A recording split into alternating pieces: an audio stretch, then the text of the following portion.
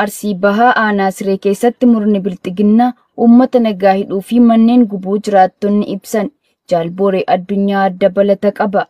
Godina Arsii Bahaa Aanaa Siree ganda Aleeluu Gazalaa iddoo addaa Qaacilee jedhamutti loltoonni faashistii PP onkoloolessa 19/2025 aanaa irraa gara gandichaatti bobba'uun hawaasa reebaa turuu fi boodarra ammoo manneen isaaniitti ibidda shiduun gubanii barbadeessuu fi namoota garii isaanii mana hidhaatti guuranii dararaa jiraachuu jiraattonni arraata biyyoolessa Oromiyaatti himaniiru. Namoota hidhamanii dararamaa jiran keessaa muraasni maqaan isaanii nu qaqqabe Saddiiqoo Alii, Yusuf Huseen, Madiinaa Mammaa, Bataa Ammuu kanneen jedhamanidha. Yeroo wal fakkaataatti gandichuma keessaa namoota manneen isaanii gubate keessaa muraasni maqaan Nugee, Qabsoo Badhaasoo, Xaa'ir Manzaa, Xaayiroo Sheemoo Ahmad, Sultaan Manzaa, Gazaalii Manzaa, Obsee Sadiidoo, Ahmad Qabsoo, Awoloo Jamaal, Turiitunaa, Qaasim Abdoon, Amaan Ismaa'eel, Muhammad Manzaa, Kamaal Amiinoo, Suudii Manzaa fi Jamaal Abdur Kariim kanneen jedhamanidha. Sirna dabaa fi cubbuu dhala namaa irratti raawwachuu jabeesse biltsiginnaan qonnaan bultoota nagaan hojii dhuunfaa isaanii hojjetanii maatii ofii jiraachifatan kan siyaasa kamirraayyuu bilisa ta'an maqaa deeggartoota wabooti jedhuun yakkanii jublaan mandhaatti guuruu fi qabeenya guutuu wajjin manneen isaanii hunda gubanii barbadeessaa jiraachuun kan mul'atudha. Lixa Wallaggaa Aanaa Qondaalaatti murni bilxiginnaa maqaa sakatta'insaa bobbaafamaa jiran miidhaa jiraattota irraan gahaa jiran cimsuun dhaga'ame. Jaalkennaa Sabaa dabalata qaba. Godina Lixa Wallaggaa Aanaa Qondaalaatti weerartoonni biltsiginnaa barcuma nam-tokkee raafamaa fi sodaa keessa jirtu utubuuf halkanii fi guyyaa ifaajan meeshaa maleeyyii ilmaan Oromoo irratti sarbaminsa mirgoota namoomaa hammeessaa jiraachuu jiraattonni aanichaa arraata biyyoolessa Oromiyaaf ifoomsaniiru. Haaluma kanaanis baatii onkololeessaa jalqaba irraa eegalee maqaa olaantummaa seeraa kabachiisna jedhuun hojiiwwan badiinsaa saamicha qabeenyaa hawaasa shamarranii fi haawwan gudeeduu manneen jiraattota gubuu qabee hanga ajjeechaa lubbuutti adeemsisaa kan jiran oggaa ta'uu akka walii galaatti rakkoowwan hin malle hedduun uummata Oromoo gaaga'aa jiraachuun addeeffameera. Empaayerattiin hundeeffama ishee irraa kaastee akka dungootti uummata Oromoo buqqistee aarsaa hin malle kaffalchiisuun dhimma sabicha hin ilaallanneen yakkanii dhaddacha dharaan dhabamsiisuu fi hojimaata seerawaa hin taaneen egeree sabichaa dukkaneessaa har'a geesse jirti. Godina Lixa Harargee Aanaa Mi'eessootti ajjechaan dargaggoo tokko irratti waraana murna bilxiginnaan raawwachuun himame. Guutuu gabaasichaaf Jaal Amansiis Kaayyoo. Godina Lixa Harargee Aanaa Mi'eessootti hidhattoonni biltsiginnaa gaafa onkoloolessa 21/2025 dargaggoo tokko irratti ajjechaa gara jabinaa raawwachuu jiraattonni arraata biyyoolessa Oromiyaaf addeessanii jiru. Dargaggeessi ajjechaan irratti raawwatame kunis maqaan isaa Faamii Adam Soddo kan jedhamu yoo ta'u magaalaa Asabotti waamuun waajjira poolisiitti geessanii reebicha haalaan jabaate irratti raawwachuu hordofee dargaggeessi kunis miidhaa irra ga'ee damdamachuu dadhabuun lubbuu isaa akka darbees jiraattonni ibsaniiru. Murni saba keessatti dhalataniif naatoo hin qabne lubbuu namoota qaalii taate hanga bineensota bosonaa gaditti ilaaluun salphisanii guyyuu du'aa fi gadadoon sabicha bitanii bulchuuf jecha gatiin mallee uummata Oromoo kaffalchiisaa kan jiran yoo ta'u ilmi namaa seeraan bitamee osoo jirus dhiitamuun gidirfamee lubbuu dhabuu fi kaan ammoo qaama hir'atanii harka namoota kanneen eeggachaa jiranis hedduudha. Dargaggeessa abdii biyyaa akkasumas egeree lammiilee fi utubaa dhaloota soora allaattii taasisee maqaa olaantummaa seeraan kan dhaadatu murni biltsiginnaa humna oomishaa fi guddina saba tokkoof murteessoo kan ta'an ol adeemtota ilmaan Oromoo sababoota garaagaraan yakkuun Oromiyaa bakkeewwan adda addaatti du'aan obbaasaa jiraachuun ni beekama. Godina Horroo Guduruu Wallaggaa Aanaa Jaardagaa Jaarteetti loltoonni gara jabeeyyiin bilxiginnaa qonnaan bulaa tokko irratti ajjechaa raawwatan. Jaal Sabaafan Waaggaarii dabalata qaba.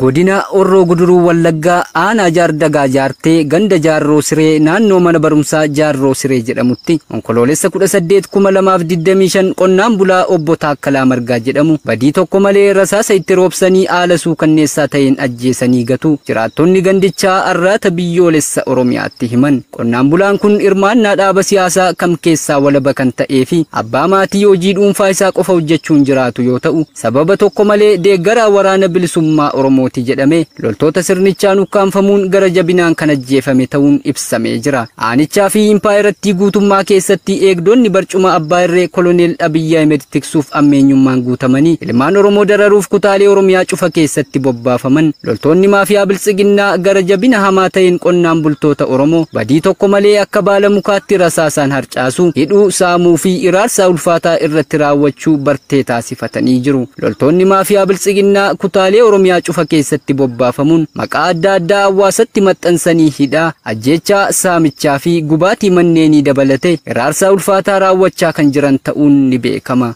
Daandii guddaa Yuugaandaa irratti otoobisoonni lama walitti bu'uun yoo xiqqaate namoonni 46 du'an. Jaal yaadannoo Oromiyaa waan qindeeffate qaba.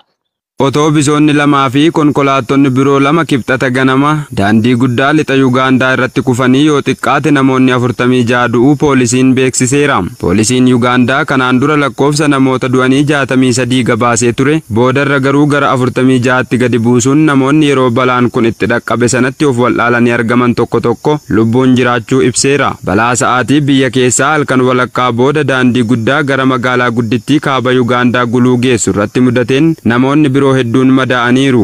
Konkolaachiftoonni otoobuusii lama kallattii faallaatiin deeman konkolaattota biroo bira darbuuf yaaluun naannoo magaalaa Kiriyaandoongootti walitti bu'uu isaanii poolisiin beeksiseera. Adeemsa kana keessatti otoobisoonni lamaan yeroo sochii darbuutti mataa wal argan jedha ibsi poolisii. Balaan daandii lubbuu namaa galaafatu Yuugaandaa fi bakkeewwan biroo baha Afrikaa keessatti kan mul'atu yoo ta'u yeroo baay'ee daandii dhiphoo ta'a. Poolisiin yeroo baay'ee balaa akkasii konkolaachiftoota saffisaan deeman komatu. Ji'a hagayyaa keessa otoobisiin namoota gadda qaban fe'ee sirna awwaalchaa irraa gara biyyaatti deebi'aa ture. Kibba dhiya Keeniyaatti garagalee boolla keessa lixuun yoo xiqqaate namoonni 25 du'uu fi hedduun madaa'uun ibsameera. Balaa xiyyaaraa yeroo dhiyoo Yuugaandaa keessatti mudateen lakkoofsi namoota du'anii haala hin baratamneen olaanaa ta'uu dubbiimtuu fannoo diimaa kan ta'an Ireen Nakasiitaa namoota miidhamtoota dhiigni isaanii cabee dhiiguu hafe ibsiteetti. Suuraaleen bakka sana irraa mul'atan baay'ee suukanneessaa ta'uun qooduuf akka hin dandeenye dubbatteetti. Yuugaandaa keessatti bara 2024tti balaa daandiitiin namoonni 5,144 du'aniiru. Lakkoofsi kun bara 2023tti 4,806 fi bara 2022tti 4,534 ture akka lakkoofsa poolisiitti kan agarsiisu yoo ta'u waggoota dhiyoo asitti lakkoofsi waliigalaa namoota balaa daandiitiin du'anii yookaan madaa'anii haala yaaddessaa ta'een dabaluu agarsiisa. Balaawwan bara 2024 galmaa'an hunda keessaa of eeggannoo malee darbuu fi saffisaan deemuun 44 qabxii 5 ta'uu gabaasni yakkaa poolisiin yeroo dhiyoo baase ni mul'isa jechuun Afrikaa Niwus gabaaseera. Shaggar aanaa Liiban Cuqqaalaatti loltoonni Bilxiginnaa uummata nagaa saamuu jabeessanii itti fufan. Bal'inni gabaasa kanaa akka itti aanutti isiniif dhiyaata.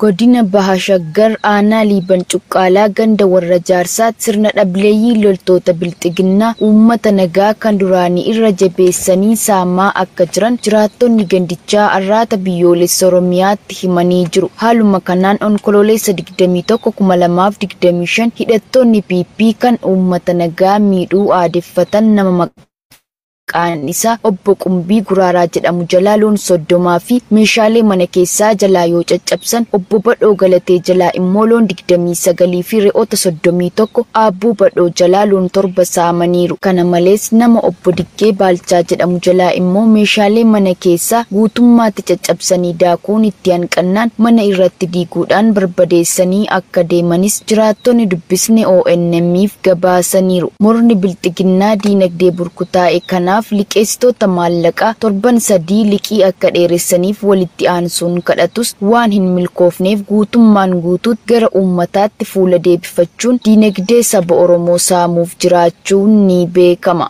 Godina Arsii Lixaa aanaa Siraarootti loltoonni maafiyaa Bilxiginnaa qonnaan bultoota hidhaatti darbachuu hammeessan. Jaalhaqaafan Fayyeeraa dabalata qaba.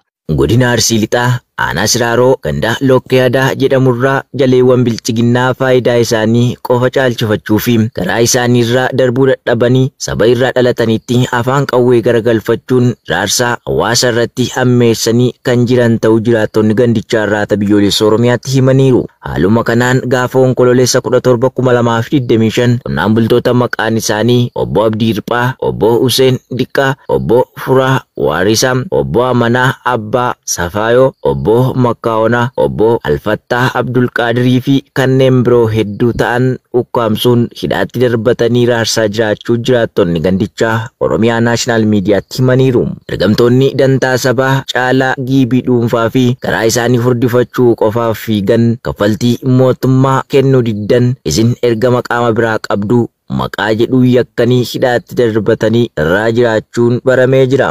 Aanicha guutummaa keessatti gara jabeeyyiin PP utubuu fi umrii dheeressuuf maggalan maqaa hawaasni keessa hin qabneetti maxxansuun yakkanii saamuun dantaa dhuunfaa isaanii guuttachuu reebanii qaama laalessuu hidhaatti darbachuu haala suukkanneessaa ta'een ajjeesuu fi bakka buutee dhabamsiisuun miidhaa ulfaataa hawaasa meeshaa maleessa irratti raawwataa jiru. Godina Horroo Guduruu Wallaggaa aanaa Horroo Bulluqitti loltoonni maafiyaa bilxiginnaa jiraattota irratti saamichaa fi reebicha hammeessuun ifoome.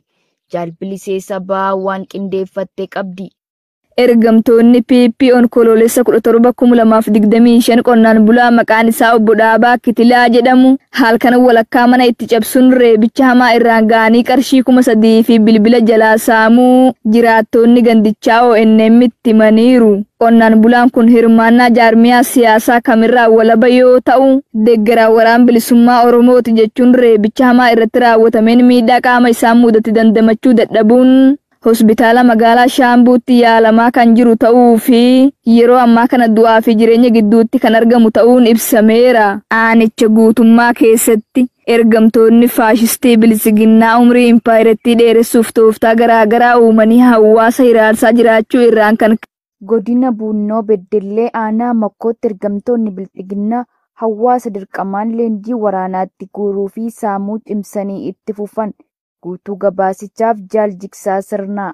Godina Buunnoo Beddellee aanaa Makkoo guutummaa keessatti hidhattoonni bilxiginnaa akkuma argan bobbaafamuun jiraattota umuriin isaanii 14 hanga 50 ta'an fedhii malee humnaan bakka hojii idilee isaanii irraa leenjii fudhatanii waboo loltu jedhanii ukkaamsuun gara leenjii waraanaatti guuruu kan hammeessan ta'uu jiraattonni ONM dubbise addeessan. Jaleewwan akka waan baay'inni waraanaa impaayirettii kufaatii irraa baraaruutti amanan barattoota, qonnaan bultoota, daldaltoota, dargaggoota fi abbootii maatii osoo hin jenne dirqamaan hawaasa leenjisaa waan jiraniif qe'ee qabeenya isaanii gadi dhiisuun akkatti ba'anii galan dhabuun aanaalee ollaatti godaanaa kan jiran ta'uun baramee jira. Kana malees lukkeeleen dantaa dhuunfaa isaanii malee aantummaa saba isaaniif dhimma tokko hin qabne magaalaa Makkoo keessaa jiraattota hedduu jalaa maqaa koriidarii jedhu da'eeffachuun mana isaanii diigaa kan jiran yoo ta'u namoota qarshii 30,000 hanga 40 irraa saamaniif mana isaanii bakkatti hambisuun namoota waan fidanii kaffalaniif dhabanii rakkatan jalaa ammoo gaaffii tokko malee mana isaanii jalaa diigaa jiraachuu jiraattonni magaalichaa har'aata biyyoolessa Oromiyaatti himanii jiru.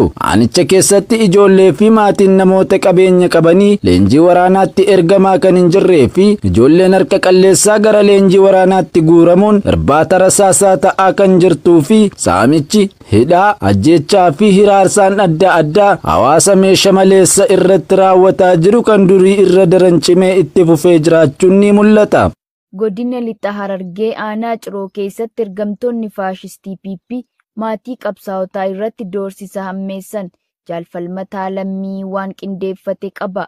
Godina Lixa Harargee aanaa Ciroo Araddaa Luugoo Baceessaa jedhamu keessatti loltoonni lola malee furmaata nagaaf hin hojjenne ajaja koloneel Abiyyi Ahmed irraa fudhataniin torban darberraa eegaluun bifa haarawaan maatii qabsaa'otaa doorsaa jiraachuu maddeen har'aata biyyoolessa Oromiyaatti himan. Jaleewwan bilxiginnaa onneen isaanii hawaasa meeshaa maleessa dararuu qofaa isaan ajaju ilmaan keessan bosona jiran galchuu qabdu yookaan hin gooniidhaatti sinnaqna isaantu nu ajjeesaa jira waan ta'eef nuti immoo ajjeesnee isin fiigna gaafa nu keessaa namni tokko du'e ijaan argitu jechuun maatii qabsaa'otaa hundatti dhaadachuun doorsa ulfaataa irraan gahaa kan jiran ta'uun barameera.